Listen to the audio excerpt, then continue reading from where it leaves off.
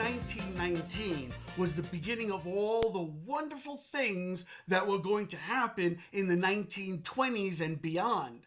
You see, the 1910s were the preparation years for all of the incredible animation that we have all the way up to today.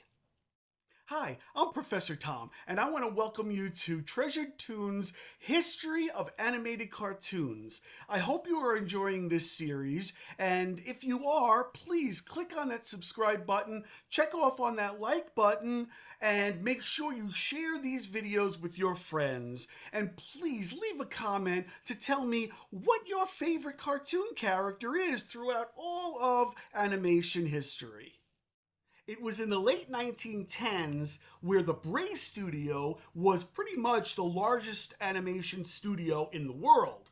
There were so many artists and cartoonists that Bray had hired for his studio, and many of them became very famous later on in their career and opened up their own animation studios. Among all these terrific artists were the brothers Max and Dave Fleischer, Walter Lantz, Paul Terry, Seamus Culhane, and Grim Natwick, among many, many others. You see, back then, if you had enough finances, anyone can open up an animation studio. And pretty much they did. There were animation studios opening up all over the world. To start off this new era of animation history, we have to go back to the mid to late 1919 and talk about three very influential cartoonists.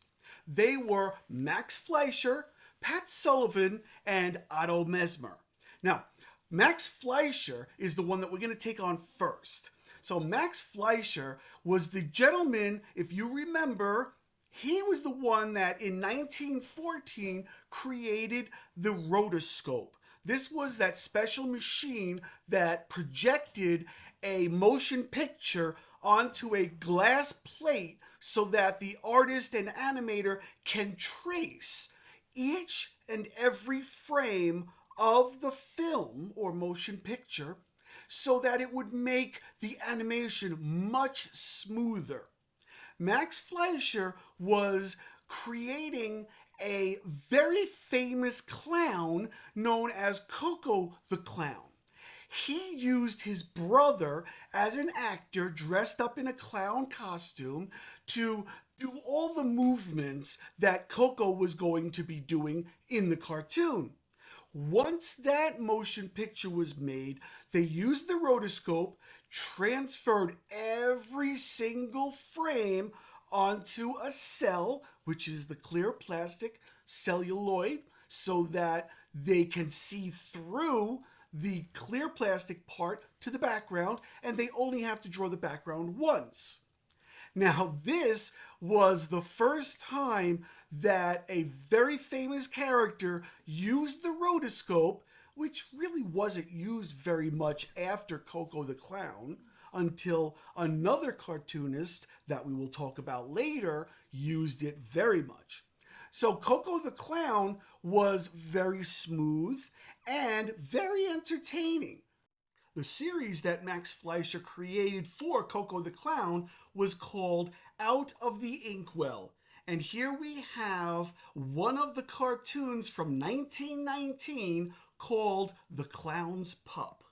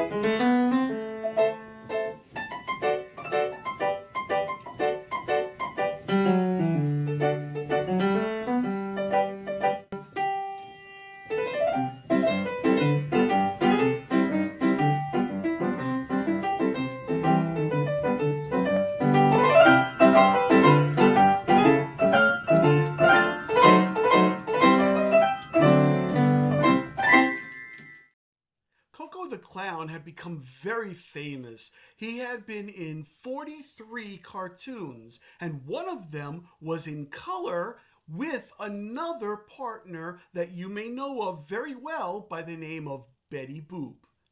Well, it was in 1927 when Max Fleischer had ceased to create the Out of the Inkwell films. But that wasn't the end of his work. He continued on and made very famous characters that you will learn of very soon. It was around the same time of Koko the Clown that Pat Sullivan and Otto Mesmer had created a cartoon character named Master Tom the Cat. Now, even though Pat Sullivan and Otto Mesmer worked together on this character, it was really Mesmer that designed and created this cat. Well, he was known as Tom for the first 3 episodes of his cartoons, yet very quickly he changed his name and he's known today as Felix the Cat. Now, in 1923, Felix the Cat was the very first animated cartoon character that had a comic strip created from him. It's usually the other way around in the past, but now that animated cartoons were becoming so popular, their characters are getting shown everywhere. So let's take a look at the original Felix the Cat.